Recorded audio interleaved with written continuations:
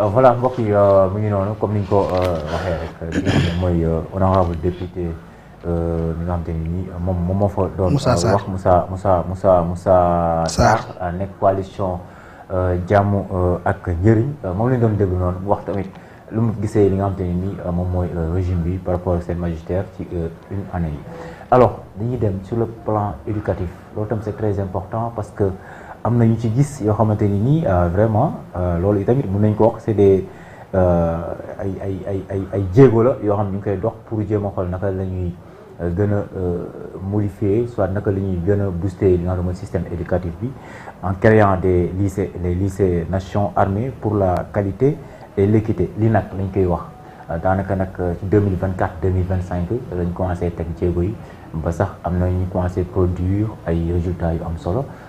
itamit ci li nga xam te ni loolu ci enseignement national bi la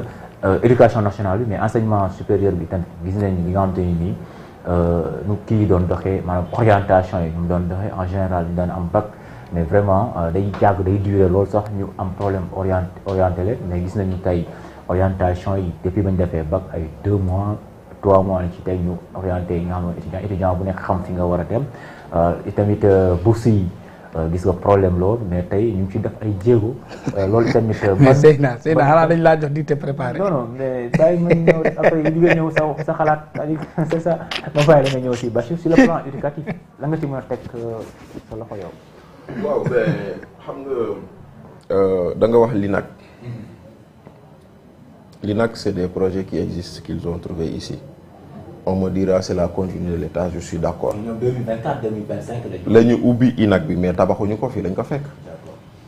Tu es d'accord avec moi. Voilà, mais maintenant moo tax may la on me dira l'État c'est une continuité. Mais l'État ce n'est pas que des actifs comme continuité, c'est des actifs et des passifs. Donc quand tu dis que l'État c'est une continuité, c'est le tout qui est la continuité. du bu mu la neexee bu la arrangé nga jël bu la arrangé wul nga ne lu ñu fi fekk baaxul. On est d'accord. Donc moi je veux bien qu'on me dise que l'État c'est une continuité, mais il faut qu'on me le dise en tout. C'est-à-dire que l'INAC boobu ñuy bëgg a bàkkoo def ko seen bilan fii lañ ko fekk tabaxuñ ko,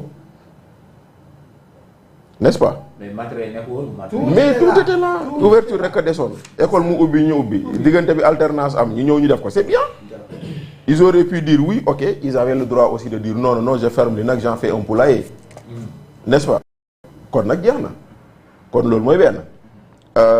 Am na ay jéego yu ma gis effectivement ci loo xam ne ci Abdourahmane Diouf laa ko gis. Parce que il avait la volonté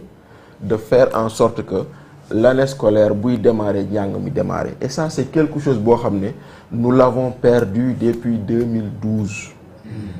Man je dis que l'année universitaire 2011-2012 on l'a vécu sur 3 années civiles. Parce que gars ñi dañoo am bac juillet 2011 ñu orienté leen université ñu ñëw commencé jàng, il y a eu une longue grève. Laquelle grève ñu ñëw ba élection deuxième tour Macky Sall mu ne enseignants yi ñaan naa leen ngeen teg seen grève bi ci suuf bu ñu gagné réew mi ñu waxtaan. Les enseignants avaient accepté. Maintenant mu amoon benn débat, faut-il invalider l'année ou faut-il rattraper l'année? Man dama bokkoon si ñu waxoon il fallait faire table rase année blanche, man loolu laa gëmoon. Les gens ont dit non non non c'est rattrapable, mais malheureusement gars ñi janvier 2013 ils étaient en train de faire des examens de 2011.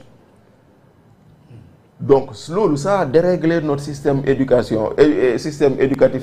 du supérieur depuis 2012. moo tax booy dañuy am bac octobre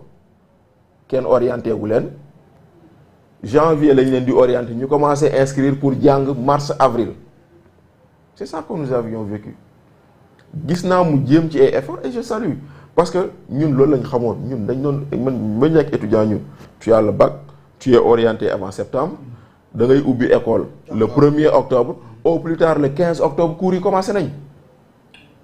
Moi c'est ce que j'ai vécu à l'université.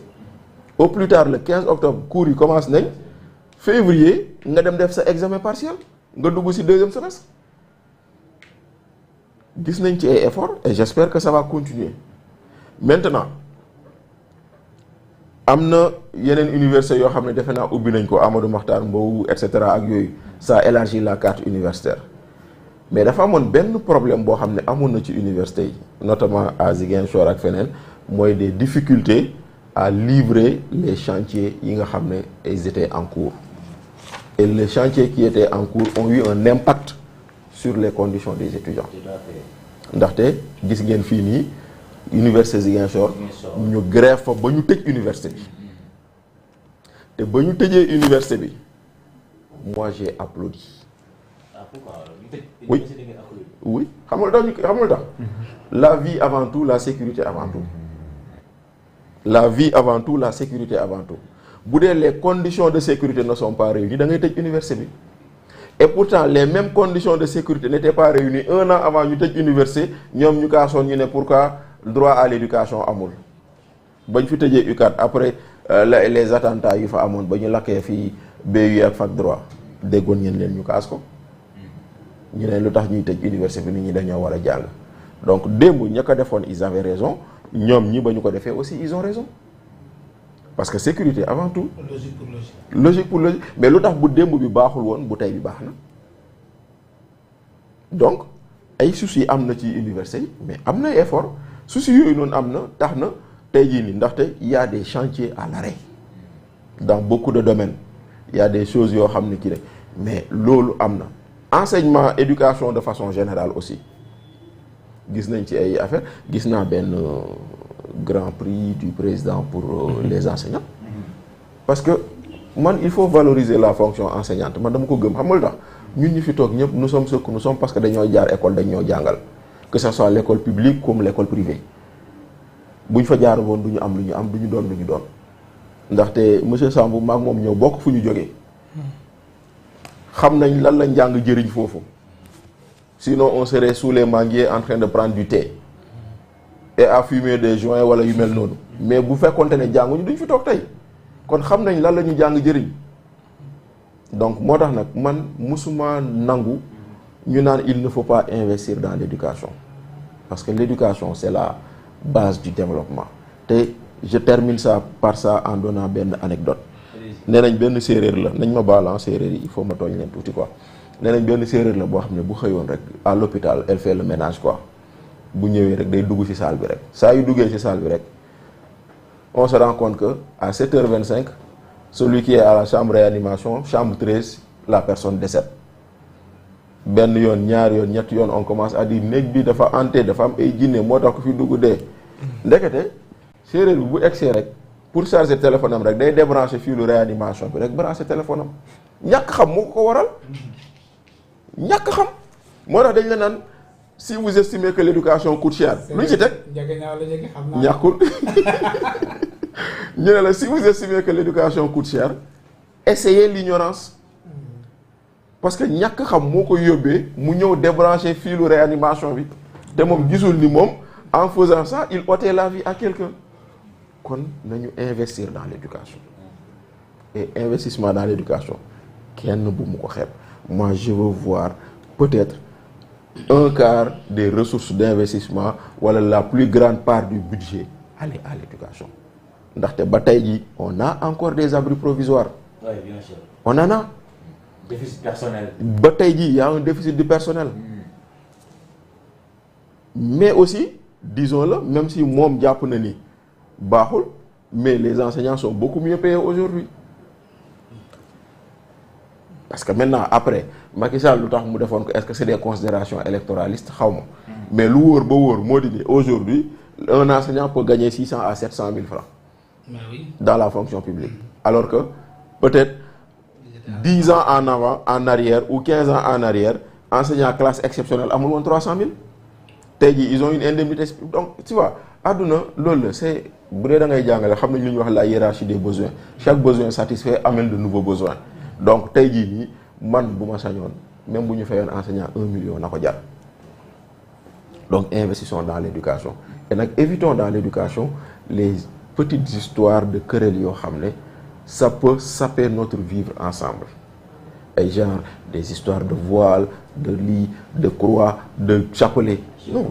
yooyu ça peut saper notre vivre ensemble yooyu nañ ko moytu nuñ ko mën a moytoo nu mu gën a baaxee rawatina suñuy njiit ci côté boobu noonu on a vu le Premier ministre soulever cette question mu jur fi ay wax yoo xam ne mënoon na ñàkk pour man quoi parce que comme je dis j'ai le choix d'amener mon enfant dans une école privée catholique comme j'ai le choix d'amener mon enfant dans une école publique. C'est un choix que j'ai fait. Mais en allant vers l'école privée catholique, j'ai l'obligation de respecter le règlement intérieur que j'ai trouvé là-bas. Or, le règlement intérieur que j'ai trouvé là-bas ne t'interdit pas de pratiquer ta foi. Il y a des règles à respecter. Et ça, c'est pas compliqué. Mais si on va en faire un débat national,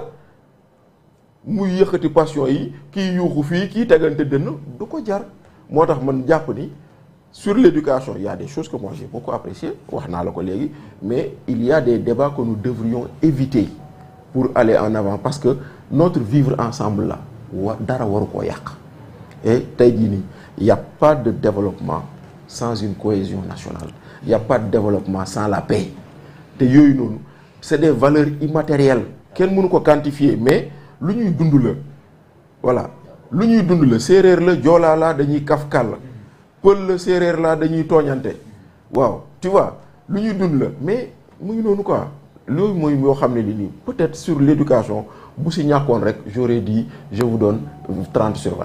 D'accord, merci. Merci. Constat bi sur le plan éducatif ci enseignement supérieur éducation